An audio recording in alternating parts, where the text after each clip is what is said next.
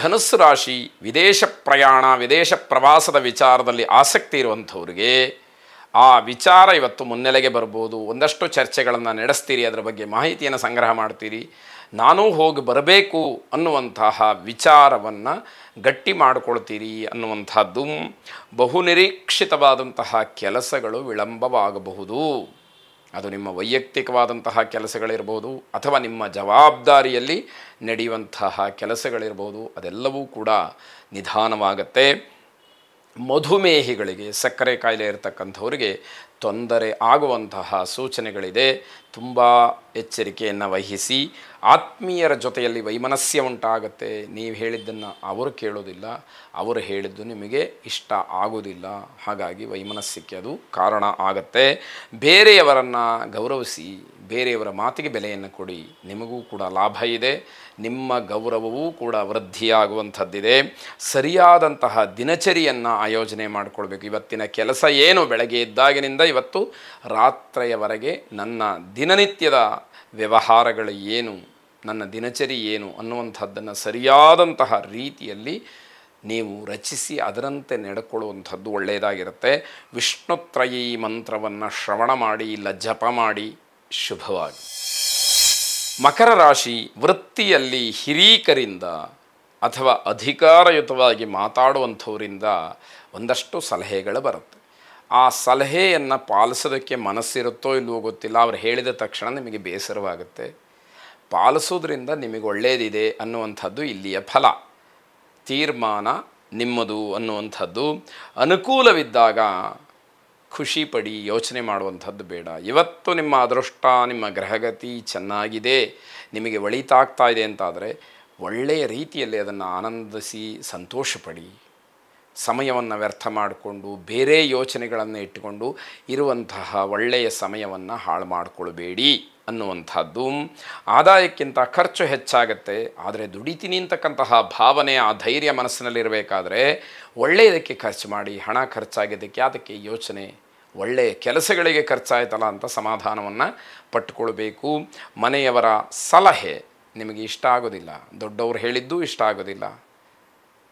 ಕಷ್ಟ ಬಂದಾಗ ಮಾತ್ರ ದೊಡ್ಡವರು ಬೇಕಾಗ್ತಾರೆ, ವಿದ್ಯಾವಂತರು ಬೇಕಾಗ್ತಾರೆ, ಅಥವಾ ಮನೆಯಲ್ಲಿ ಹಿರೀಕರು ಬೇಕಾಗ್ತಾರೆ.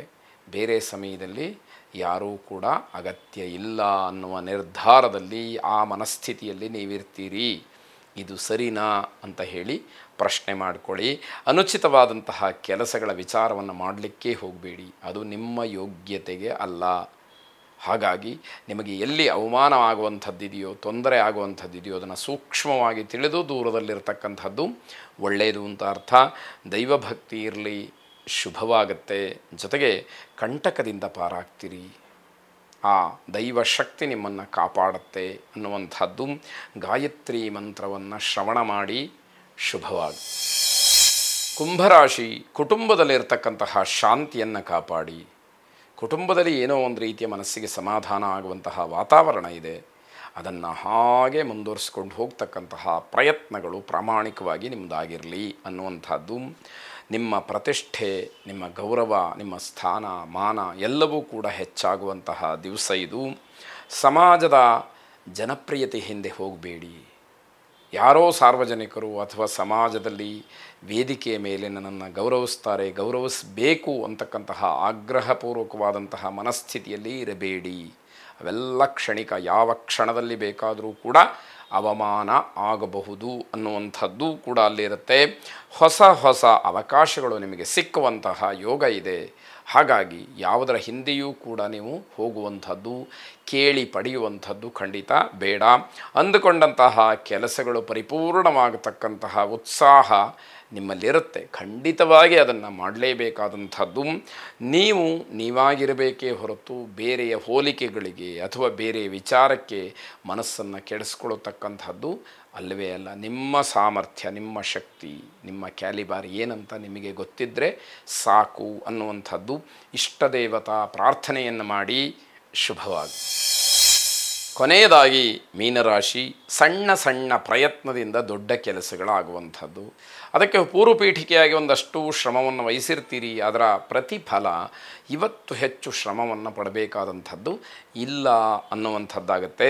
ಕಷ್ಟದಲ್ಲಿರ್ತಕ್ಕಂಥವ್ರಿಗೆ ಸಹಾಯವನ್ನು ಮಾಡೋದಕ್ಕೆ ಮುಂದಾಗ್ತೀರಿ, ಬಹಳ ಒಳ್ಳೆಯ ಕೆಲಸ. ಸಮಾಜಕ್ಕೆ ದೊಡ್ಡದಾದಂತಹ ಒಂದು ಉತ್ತಮವಾದಂತಹ ಒಂದು ಸಂದೇಶ ಅದು, ಬೇರೆಯವರಿಗೆ ಮಾದರಿಯಾದಂತಹ ಸಂದೇಶ ಅದು ಅಂತ ಹೇಳಿ ಅನಿಸುತ್ತೆ.